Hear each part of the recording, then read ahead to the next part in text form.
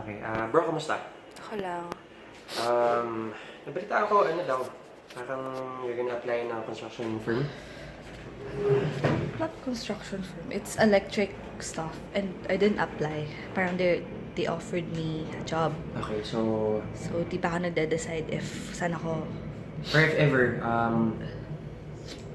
Sorry, if sis. you're going to pursue this, you're gonna fall in the category of um, employee or small business owner or Employee?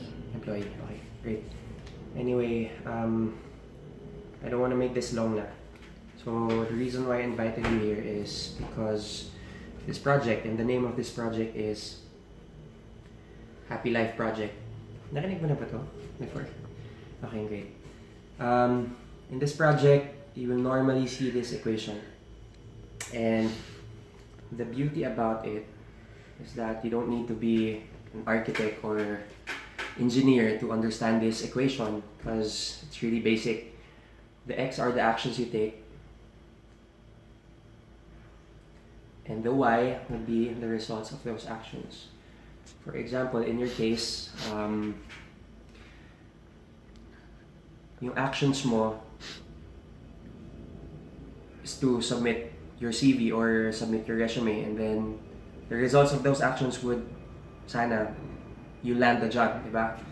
Or another example, as an employee, your actions would be the time you put in your work, and then the results of those actions would be the salary at the end of the month. But in this project, we really encourage people to look at the why first. Ano ba yung results ng business na to? And as much as possible, gusto natin clear tayo doon. Ano ba talaga yung results ng project na to? Actually, the results of this project is something that we are already working hard for. Cliche as it sounds, but it's happiness.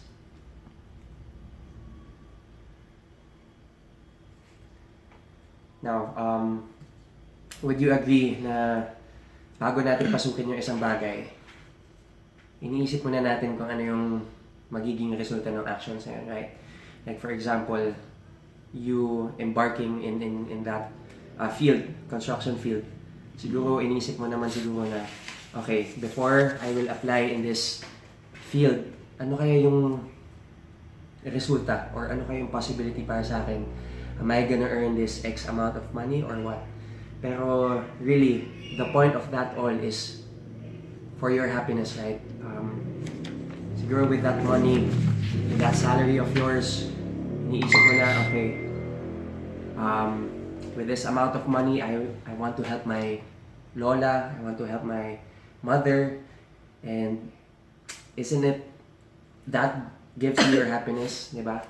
So, same, ganun din, we're working hard for this. But in this project, there are three components of happiness. You know, we're not hypocrites about it. We know this is basic. The first component is money. But we're talking about not just any kind of money. The money that can allow you to live the lifestyle that you choose without basing it on a budget. The money that will allow you to help your loved ones, your lola, your mama, without any concerns at all. Basically, it's financial freedom. That's the kind of money we're looking at. But you can have all the money in the world, 50 million, 100 million, pero wala ka namang oras. What's the point? Wala kang oras sa loved ones mo, wala kang oras even in yourself. So, diba? What's the point? In this project, it will allow you to give back your time. That's why it's called the Happy Life Project, not Happy Life Long Term or Happy Life Forever. Because as a project, alam naman natin yung project, gawin natin ng mas mabilis. Let's start, let's do it fast, and then tapos na. So that's why Happy Life Project intentionally nilagay talaga yung project plan for it. But you can have all the money and the time in the world, pero labas-pasok ka naman ng dialysis center, labas-pasok ka ng hospital, again, what's the point? Dami mong time pero you're spending it, in the hospital, dami mong pera but you're spending it in your in medical services. So, wala din. Pero since we are in the health and wellness industry, this will give you your health back. But not just any kind of health. The health that can really sustain your body in, living the life that you want. That kind of health we're talking about. So let me ask you, in a scale of 0% to 100%, where would you like your happiness to be? 100%. 100%. Yes. Ako din. That's why we're here, right? 100%. But would you agree, in order for us to achieve 100% happiness, all of these three should go up simultaneously? Lahat, sabay-sabay. Pak! Boom! Sabay-sabay yan. But, in your current situation, or sa mga nakikita natin normally, nakita mo ba nangyari yan? No. Right? In fact, ang dami kong nakikita, like in my family alone, they would give up time and health just to, earn money. And that is a constant cycle. Constant cycle. Tingnan natin yung timeline ng isang tao. Let's look at the timeline.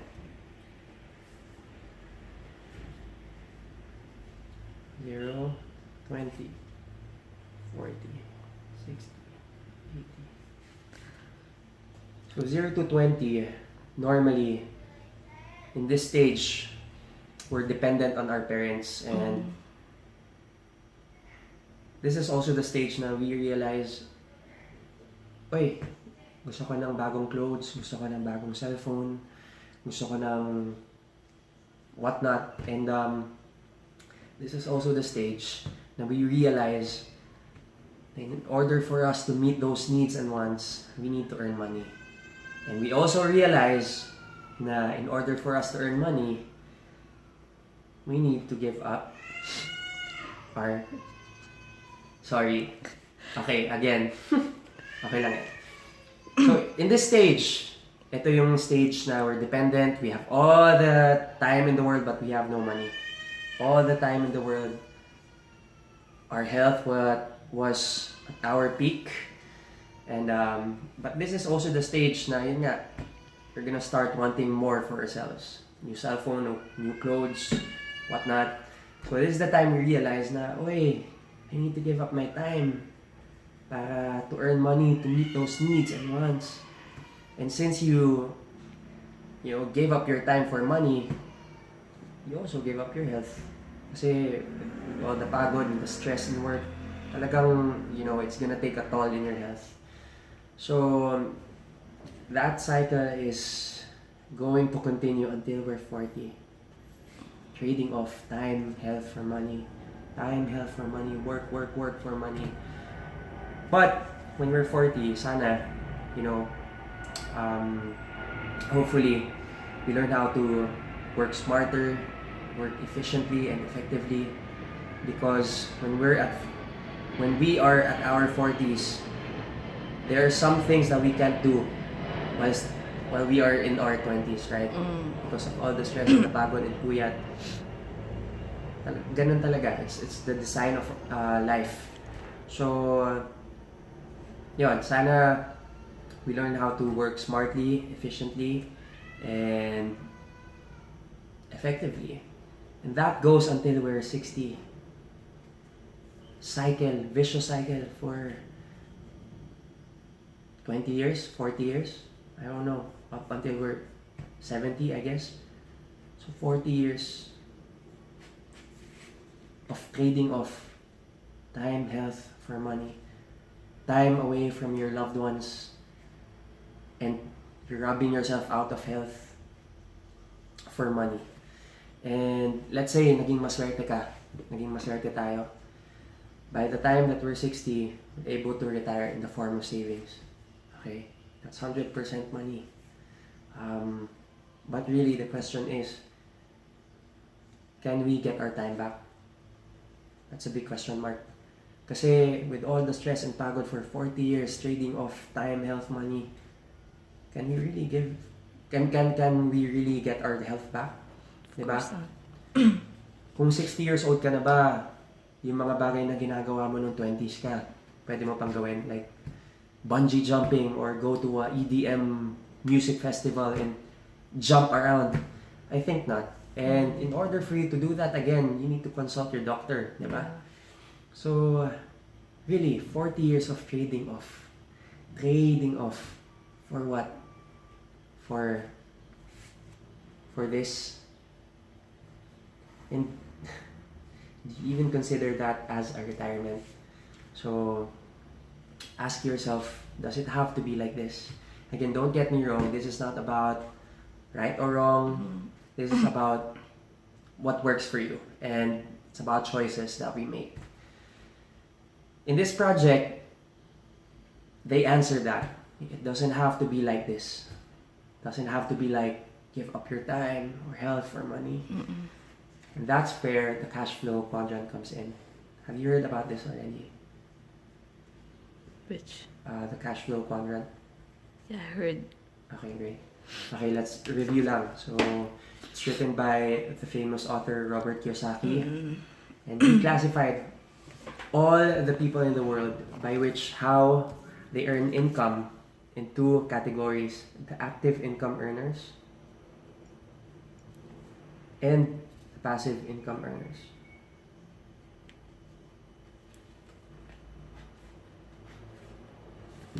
In the active side,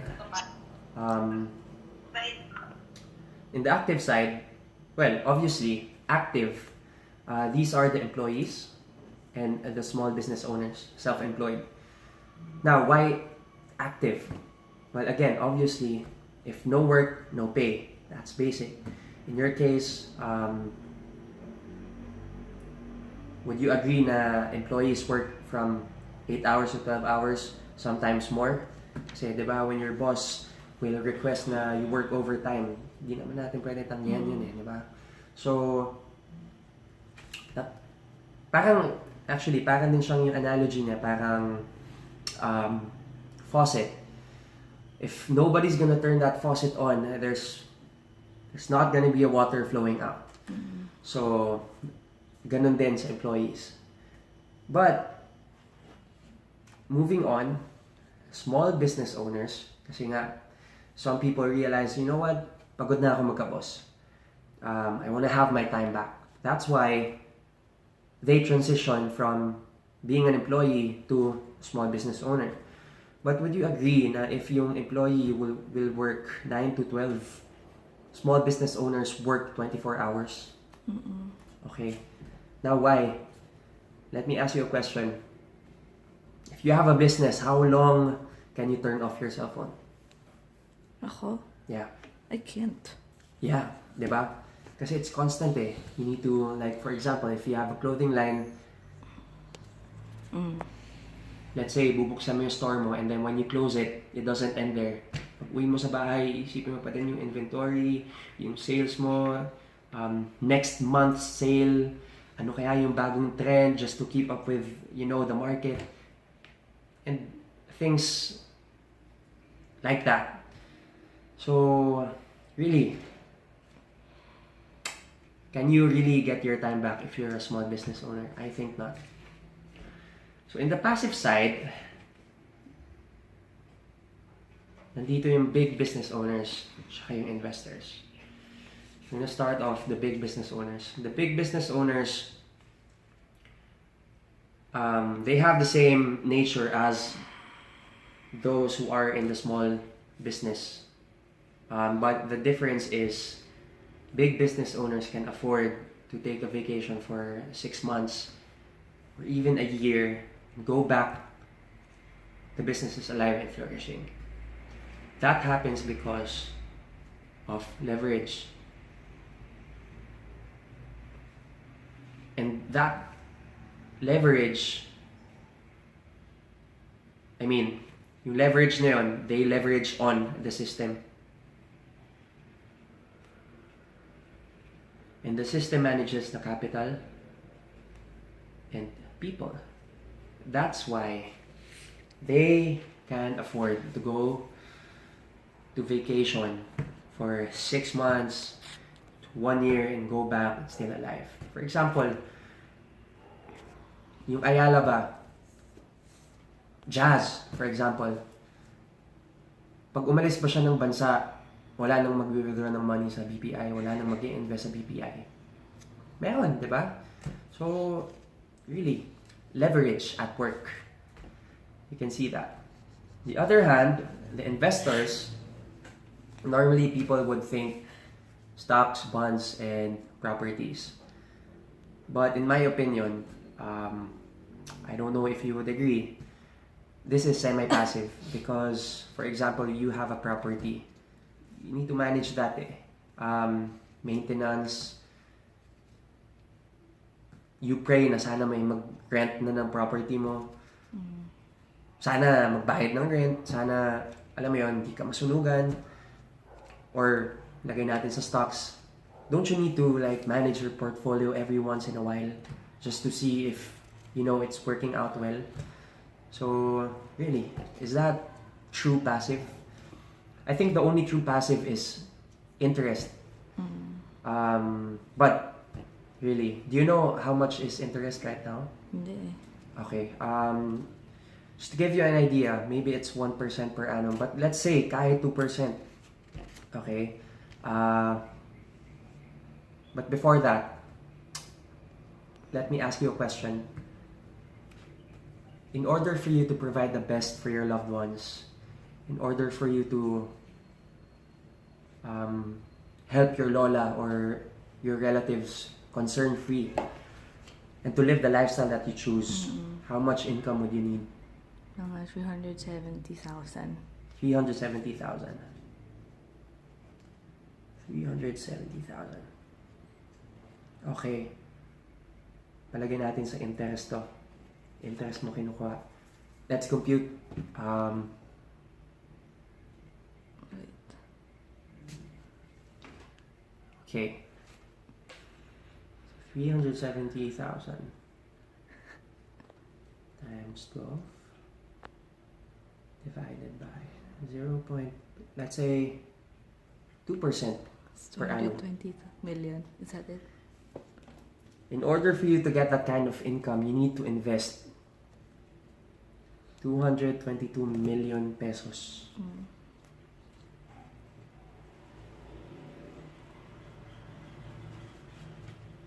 Big amount of money. You need to shell out 222 million pesos to have 370,000 pesos per month passively.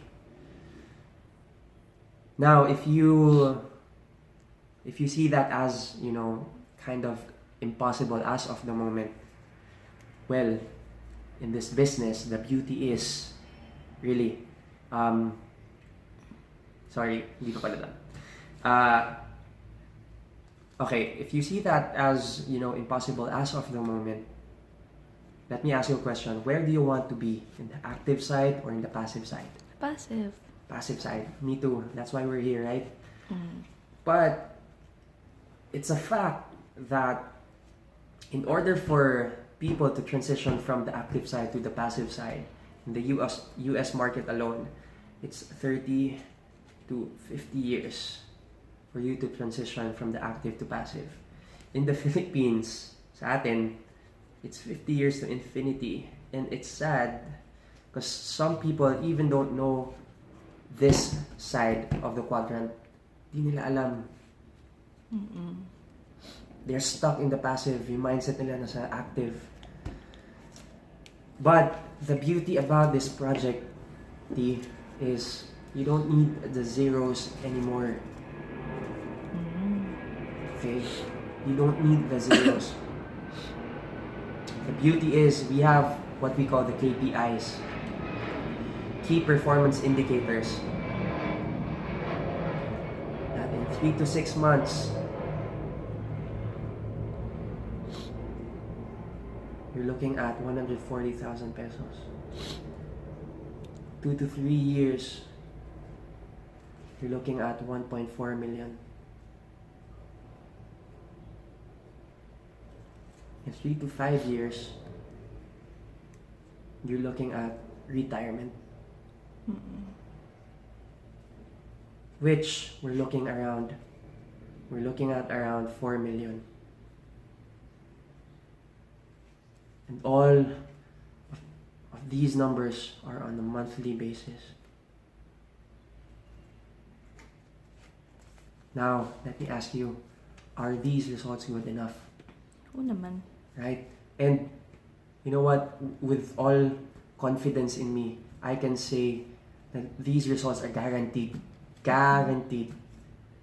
Tulad ka ng sabi ni Johnny, hindi na to haka-haka. It's scientific. Proven. Na if you do the project 100% and follow the system, these results are yours. Okay? And actually, these results are not going to be possible without our 4 partners. First of all, if you're looking for a partner, you want a big business, global, you want to be partnered with someone who is in the industry for decades already. Now, that's our first partner. Unicity has been around in the industry for 100 years almost. Unicity, they are the one taking care of, the traditional aspects of the business. Manufacturing, distribution, importation, patent, everything. Lahat ng sakit ng ulo ng traditional business, they shoulder it. You don't have to think about that. Galing, di ba? World-class products. Grabe. Hindi ko na kailangan mambola kasi it's in the PDR. All of their products, not all, some of their products are in the PDR. And in order for you to be in the PDR, strict research and you need to develop really real results. The second partner is Unipower. That's why these results are happening because of this. We have a great partner, we have a great company in our side. But to supplement that, the perfect system, Unipower system, that's why these results, 4 million a month, is happening already worldwide because of this system. And later you will get more information about this. And the third partner is, the beauty about this project is you don't have to do it alone. Well, you can leverage on Unicity, you can leverage on Unipower, but you have a team of consultants na, will push you, will drive you, will motivate you along the way, and they are committed in getting your results too. That is your team. And the last partner that you will have, is you.